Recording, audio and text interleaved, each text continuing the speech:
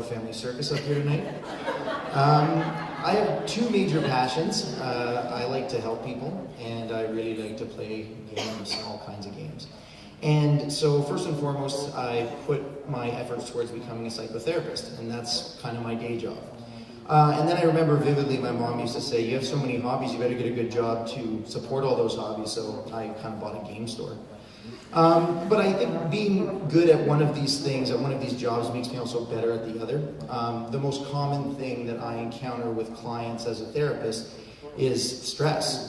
There's stress in every aspect of our life, and there always will be, whether it's social, relationship, career, financial, the list goes on. And the effects of stress are terrible. They're the root of all evil in every situation. Restless thoughts, intrusive thoughts, physical symptoms like headaches, stomach aches, can lead to burnout that can manifest like anxiety and depression. If you're really lucky, both.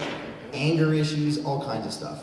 So I said, well, what are some great ways to help people to try and mitigate the effects of stress? And the first and last line of defense, I believe, for people dealing with stress is self-care. Now, self-care has realistically 4 different pillars to it. Maintaining your physical health, engaging in hobbies and your passions, social supports, engaging in your friends and family, and of course having a sense of personal philosophy or spirituality. But tonight we're only going to talk about one of these things, and that is hobbies. Hobbies, I recommend that people try and have like at least 3 hobbies that they can engage in at any point in time, with at least one of those hobbies being something social. We live in a community where lots of people say, well, Anthony, I like to fish and hunt and 4-wheel and camp and skidoo, and that's phenomenal. I don't want people to stop doing those things. But you can't get home from a hard day at work and say, I think we'll go camping tonight. It doesn't work that way. So you should have easy things to pick up and put down around the house that allow you to kind of disappear into yourself, to engage in what psychologists call flow. So as you can see, and I'm going to commit the cardinal sin here and read off my slide, is that flow is the mental state of operation in which a person performing activity is fully immersed. So full enjoyment, full processing of activity, it's complete absorption in what you're doing.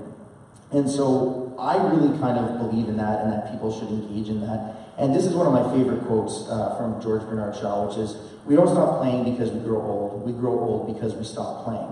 And as life continues to speed up on us, rarely ever slowing down, those enjoyments and those passions seems to slide off our plate more and more as we commit to all these other responsibilities.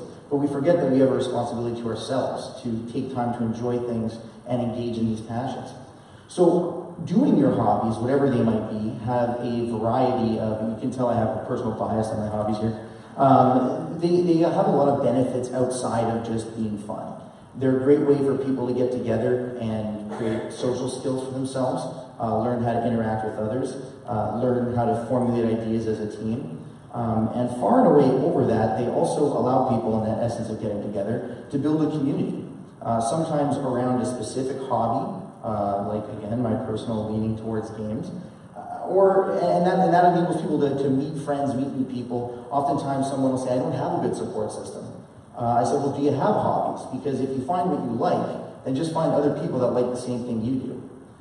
So social skill development, creating a community, and on top of that, your hobbies can often help you to really engage in your creative streak, whether it be creating scenery for a tabletop game, whether it is painting models, building Lego, whether it is creating your own rule system for something, building a cabin, whatever it happens to be. If it's your hobby, then engage in it and enjoy it.